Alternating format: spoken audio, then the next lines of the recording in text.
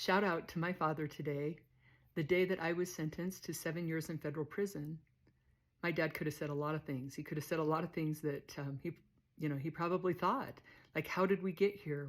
What in the heck were you thinking, Portia? But he looked at me and he said, Portia, I know you're going to be okay. You're strong and you were born to be brave. And then he gave me a great big hug.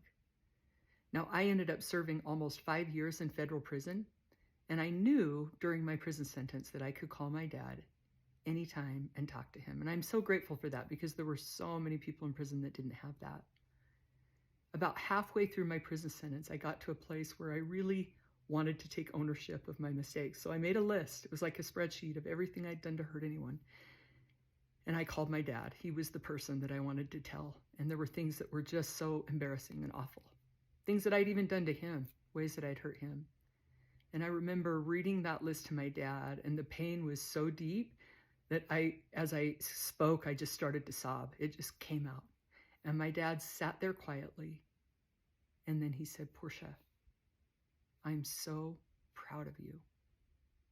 I'm sitting in federal prison. I'm reading a list of all the mistakes that I've ever made to my father.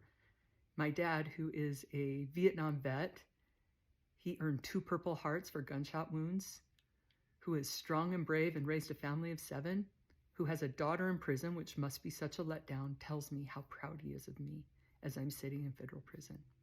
I love my dad. I'm going to share a picture. I'm so proud of him.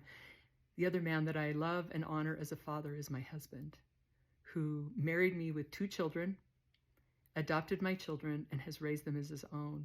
And then we had 3 more children together. And while I was in prison, he stood by me faithfully. What a great example. How blessed I am to have the fathers that I do in my life.